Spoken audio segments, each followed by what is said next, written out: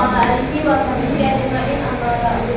Puji syukur marilah kita panjatkan kehadirat Allah Subhanahu wa taala yang mana pada pagi hari ini kita semua masih diberikan nikmat kesehatan maupun kesempatan sehingga kita dapat bertemu kembali ya di ruang kelas 9A ini dalam keadaan sehat walafiat. Berikan salam tak lupa pula kita haturkan kepada junjungan kita Nabi Agung Nabi Muhammad Sallallahu Alaihi Wasallam. Semoga kita kelak mendapatkan syafaat dari beliau di yaumil akhir. Amin amin ya rabbal alamin. Baik anak-anak, sebelum mulai pembelajaran hari ini silakan kita kelas untuk mengikuti doa terlebih dahulu. Baiklah teman-teman, sebelum memulai pembelajaran pada hari ini adalah doa mulai.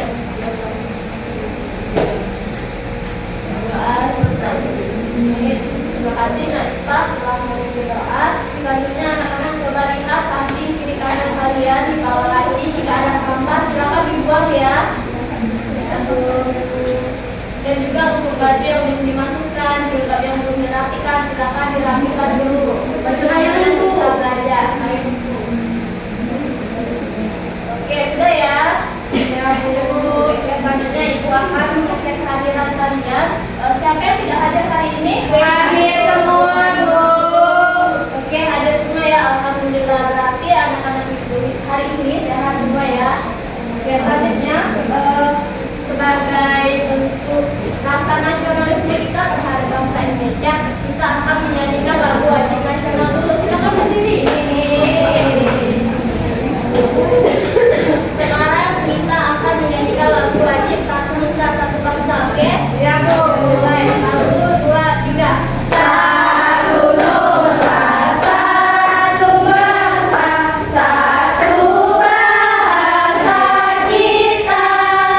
Tanah air pasti jaya untuk selama-lamanya.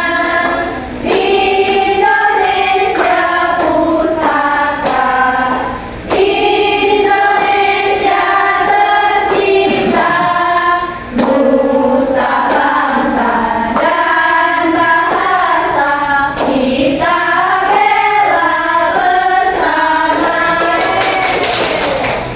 Sekarang sudah siap belajar? Siap Bu. Sudah semangat mau belajar? Semangat Bu. Oke.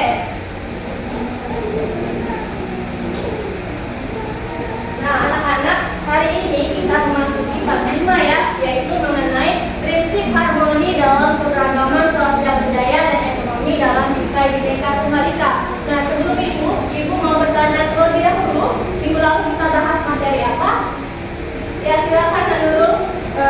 Izin Bu, materi minggu lalu belajar mengenai keberagaman masyarakat Indonesia dalam Bhinneka Tunggal Ika. Ya, beri aku untuk Nurul. Benar ya jawabannya. Jadi minggu lalu kita telah membahas materi keberagaman dalam Bhinneka Tunggal Ika. Nah, sebelum itu Ibu mau mereview terlebih dahulu. Apa sih itu makna keberagaman dalam Bhinneka Tunggal Ika? Siapa yang bisa menjawab? Ya, silakan Nak Fitri. Ibu, terima kasih atas penjelasannya. Adapun makna Bhinneka Tunggal Ika itu ialah meskipun berbeda-beda, tetapi pada hakikatnya bangsa Indonesia itu adalah satu kesatuan. Simbolnya ini menggambarkan persatuan dan kesatuan bangsa Indonesia yang memiliki keberagaman suku bangsa, budaya, bahasa daerah, agama, dan kepercayaan, ras maupun antar golongan. Ya, benar sekali ya. Beri aku tuh. Oke, hari ini kita melanjutkan materi bab 5. Nah, sebelum itu Ibu akan menjelaskan terlebih dahulu tujuan pembelajaran yang akan kalian capai hari ini. Yang pertama yaitu setelah mengamati PowerPoint dan mendengarkan penjelasan dari guru, peserta didik mampu menganalisis prinsip harmoni dalam keberagaman sosial budaya dan ekonomi dengan tepat. Yang kedua yaitu setelah mengamati PowerPoint dan mendengarkan penjelasan dari guru, peserta didik mampu menganalisis permasalahan yang timbul akibat keberagaman sosial budaya dan ekonomi dengan tepat. Dan yang terakhir yaitu setelah mengamati PowerPoint dan mendengarkan penjelasan dari guru, peserta didik mampu merumuskan upaya dalam mengatasi permasalahan yang timbul akibat keberagaman sosial budaya dan ekonomi melalui prinsip harmoni dalam Bhinneka Tunggal Ika.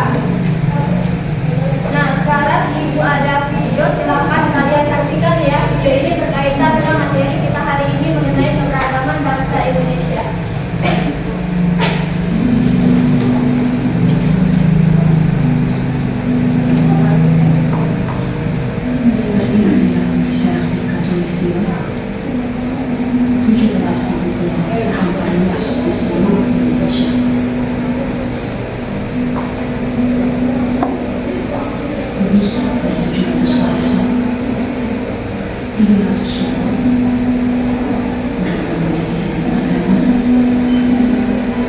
tak mampu menghalangi kita menjadi bangsa yang satu.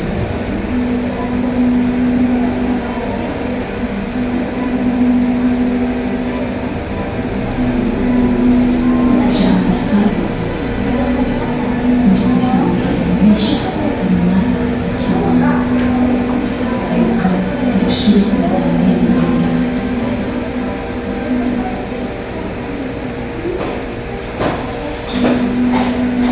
Tetapi ini Indonesia, tanah kaya yang masyhur akan perbedaan dan keramahannya, tanah lahirnya masyarakat yang terbuka dan memiliki daya juang tinggi.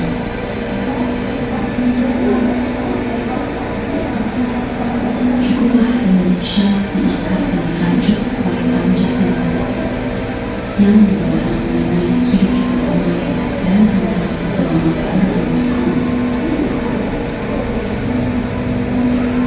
Mari kita baca sadar roh yang hidup, yang Bhinneka Tunggal Ika, bahwa walaupun berbeda, kita tetap satu, tetap Indonesia. Bhinneka Tunggal Ika.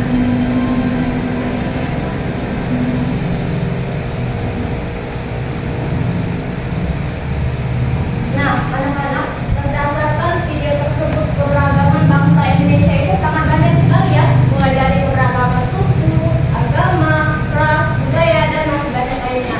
Nah, di sini ibu minta satu orang siswa, siapa yang berani untuk berpendapat terkait dengan video yang sudah ibu tayangkan. Ya, silakan Nak Ririn.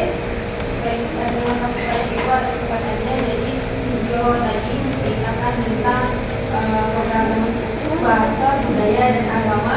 Seperti yang sudah Ibu bilang tadi, walaupun dengan keberagaman tersebut tidak menghalangi kita untuk bersatu. Kemudian keberagaman itu diciptakan bukan untuk menjadi perdebatan, melainkan keberagaman itu ada untuk kita saling melengkapi.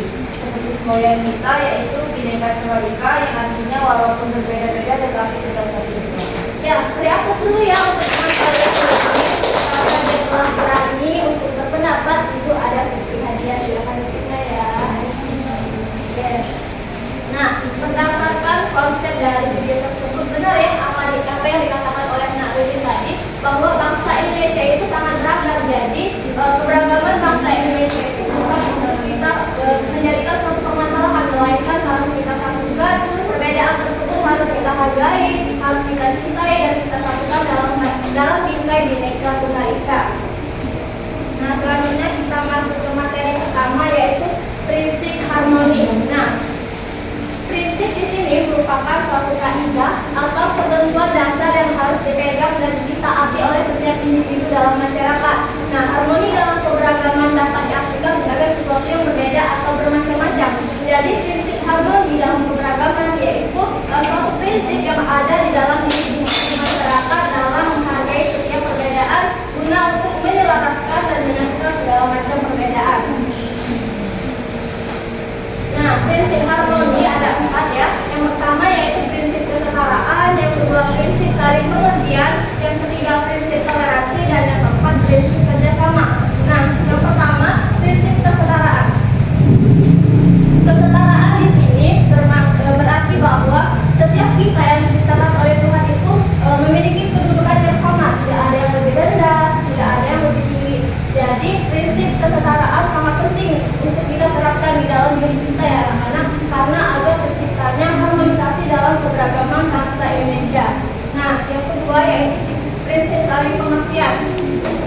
Prinsip saling pengertian di sini berarti bahwa kita itu harus mempunyai sikap empati terhadap sesama, saling pengertian terhadap sesama. Jadi setiap manusia itu pasti diciptakan mempunyai kelebihan dan kekurangan ya. Nah, jadi contoh kecilnya, misalnya nih, Intan sekolah tidak membawa uang, dia tidak bisa berjajar ya karena dia tidak membawa uang. Mungkin kondisi ekonomi keluarganya itu kurang ya, bisa dikatakan. Nah, Rati di sini kondisi keluarganya itu mampu, jadi dia membawa uang jajan lebih. Nah, Rati bisa membantu ataupun mengasih Intan itu jajanan ataupun uang. Nah, itu Rati berarti sudah menerapkan prinsip saling pengertian. Nah, itu ya. Selanjutnya prinsip toleransi. Nah, di dalam keberagaman bangsa Indonesia, toleransi ini sangat penting, harus kita terapkan dalam keberagaman masyarakat. Kenapa? Karena jika kita tidak memiliki jiwa toleransi, maka akan menimbulkan yang namanya perpecahan ataupun konflik.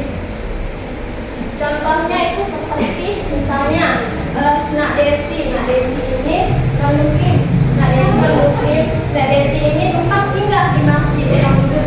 Tetapi Ririn misalnya, Nak Ririn ini orang Islam, dia ini memarahi Nak Desi karena numpang duduk di masjid. Nah, hal itu nggak benar ya anak-anak. Kenapa? Karena kita harus mempunyai jiwa toleransi terhadap sesama, baik itu dalam keberagaman agama tadi ya, yang dicontohkan keberagaman suku, keberagaman budaya. Oke. Dan yang terakhir yaitu prinsip kerjasama.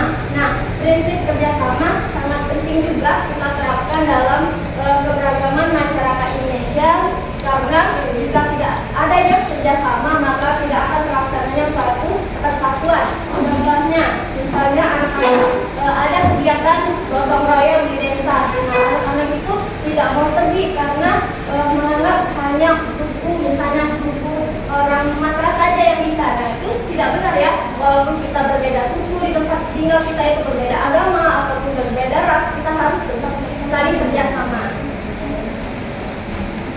Nah, selanjutnya kita masuk ke materi inti, yaitu prinsip harmoni dalam keberagaman sosial budaya. Anak-anak coba lihat di atas ini gambar apa? Alat musik. Nah, ada alat musik apa saja? Ada gitar, piano,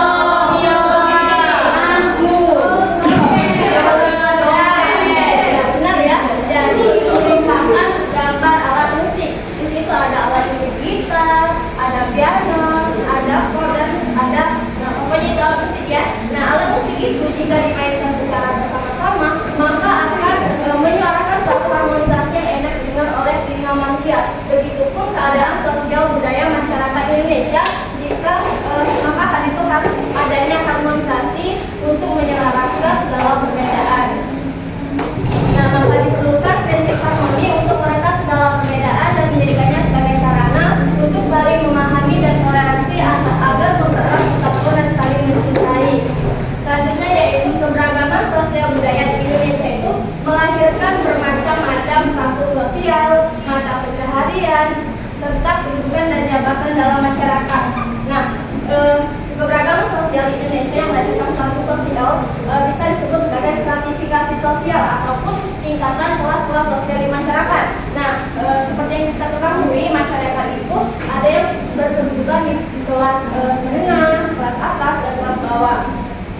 Hal itu bisa ditentukan bisa jadi dari jabatan, pekerjaan, pendidikan, dan lain sebagainya. Selanjutnya yaitu keberagaman sosial budaya akan melahirkan mata pencaharian. Mata pencaharian di Indonesia itu sangat beragam. Siapa yang bisa menyebutkan apa saja mata pencaharian? Apa? Mata pencaharian apa saja, Nak? Ya, silakan. Mata pencaharian itu bisa saja pekerjaan kayak misal dokter, Ya, misal guru, nelayan, petani, peternak, dan lain sebagainya, Bu. Ya, benar ya. Beri aku dulu. Mata pencaharian itu sangat beragam, maka itu disebut sebagai keberagaman dalam bidang sosial budaya. Nah, selanjutnya yaitu keberagaman sosial budaya juga akan melahirkan kedudukan dan jabatan dalam masyarakat. Hal ini bisa dilihat dari jabatan seseorang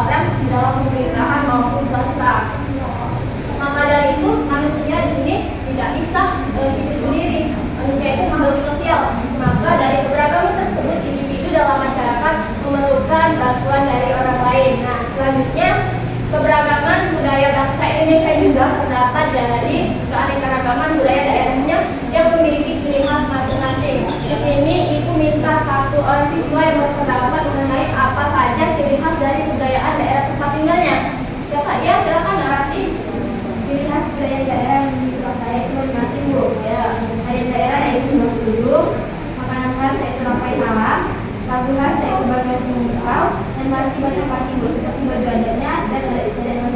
Ya, beri apa dulu nih karena sudah berani terkait dengan ciri khas dari kebudayaan daerah tempat tinggalnya tadi banyak sih ya, benar ya? Oke, nah ini karena sudah berani jelasin enak.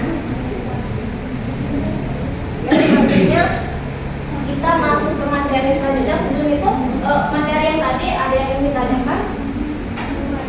Ada ya. Kita lanjut ke prinsip harmoni dalam keberagaman ekonomi. Berbicara mengenai ekonomi, pasti setiap manusia itu berusaha untuk memenuhi kebutuhan hidupnya, mulai dari makanan, pangan, pakaian, tempat tinggal, dan kebutuhan hidup sehari-hari ya.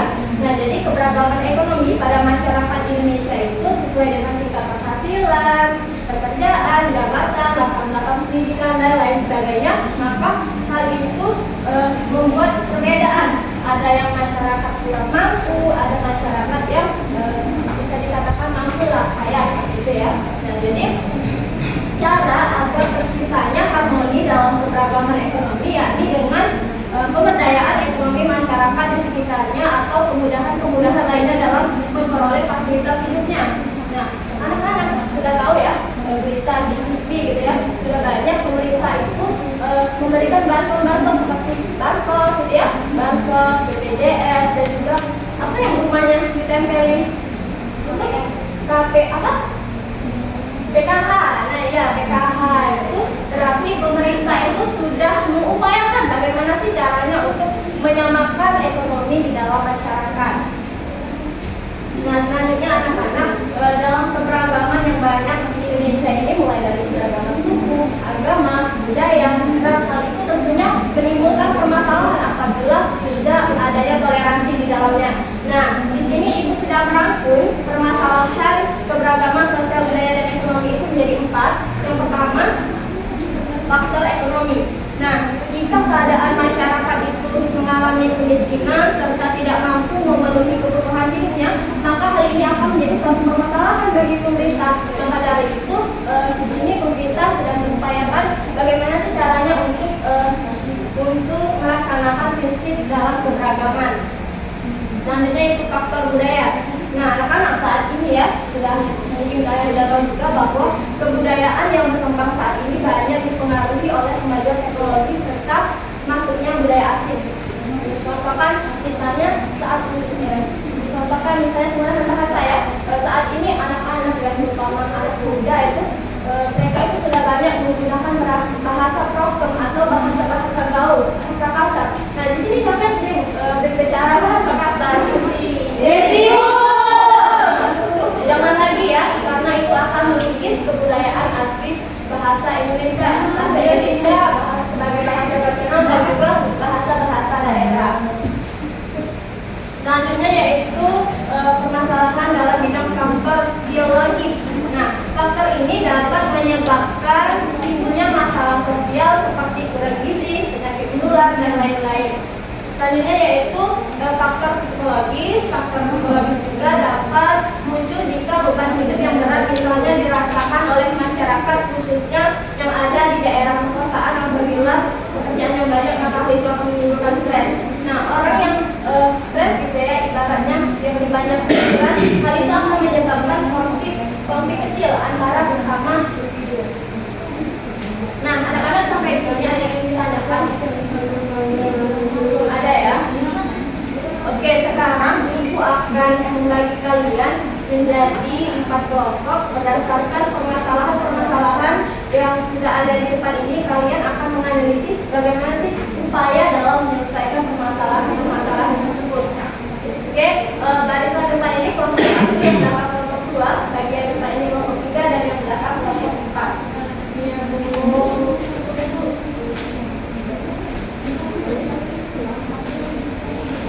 Nah, anak-anak di sana kalian silakan baca pembacaan dan juga aktivitas yang akan kalian kerjakan. Ibu kasih kalian waktu selama 10 menit. Oke, silakan dikerjakan.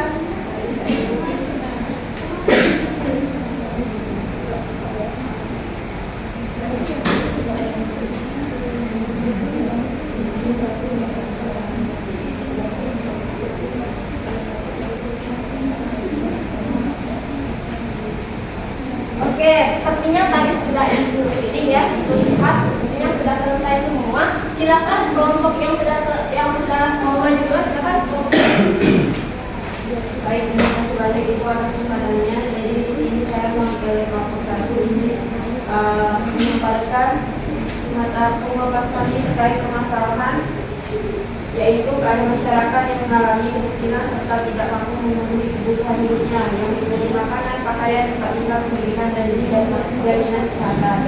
Nah, upaya penyelesaian berdasarkan dari diskusi kelompok kami itu perlu adanya upaya untuk membantu kehidupan mereka untuk dapat meningkatkan kehidupannya yang lebih baik. Hal itu dapat dilakukan dengan melakukan pemberdayaan ekonomi masyarakat di sekitarnya atau kemudahan-kemudahan lainnya dalam memperoleh fasilitas hidup yang lebih baik dari pemerintah dan kelompok masyarakat lain, sehingga akan tercipta pula harmoni dari keberagaman ekonomi masyarakat yang mana hal ini sejalan dengan prinsip harmoni kesetaraan.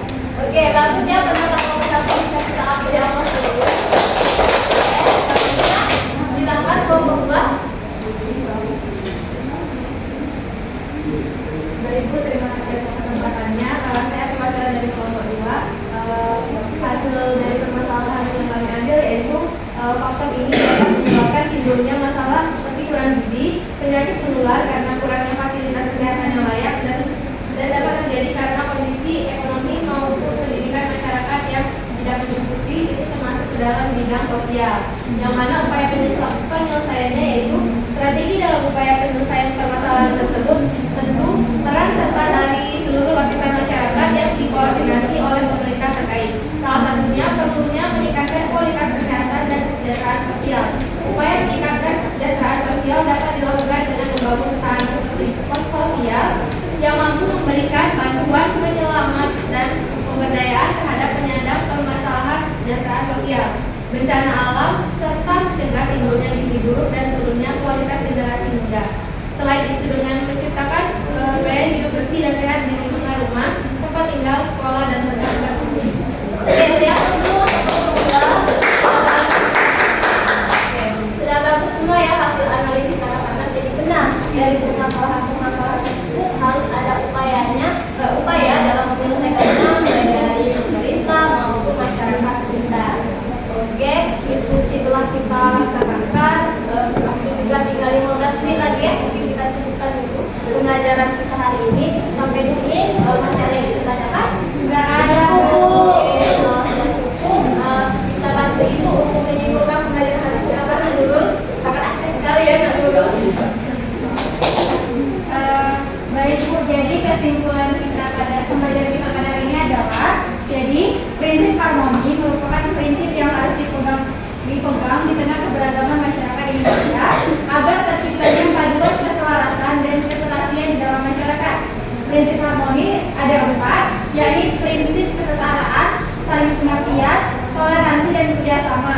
Keberagaman sosial budaya ditentukan dari status sosial, mata pencaharian, dan kedudukan.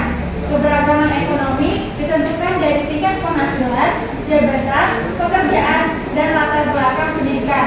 Dari perbedaan-perbedaan tersebut, perlu adanya prinsip harmoni agar terciptanya paduan keselarasan di dalam kehidupan bermasyarakat yang bineka tunggal ika. Oke, lalu ya, Ibu harap minggu-minggu berikutnya bukan hanya Nak Nurul saja yang aktif ya, tapi anak-anak yang lainnya juga. Nah, oke, karena pembelajaran kita juga sudah disebutkan untuk materi minggu depan kita masih membahas bab 5 ya, yaitu melanjutkan materi mengenai prinsip harmoni dalam keberagaman gender. Itu akan Ibu tahukan materinya di alatnya, silakan kalian baca. Oke, Ibu. Ya, kita cukupkan sampai di sini ya pembelajaran kita hari ini. Silakan untuk kelas untuk memimpin doa. Baiklah, sebelum mendukung pelajaran pada siang hari ini adalah kita berdoa mulai. Berdoa selesai. Terima kasih ya. Nak lupa, Ibu mohon maaf apabila selama belajar tadi terdapat salah kata, mungkin perbuatan Ibu yang kurang berkenan. Kepada Allah Ibu mohon ampun. Wallahu muwaffiq ila aqwamit thoriq. Wassalamualaikum warahmatullahi wabarakatuh.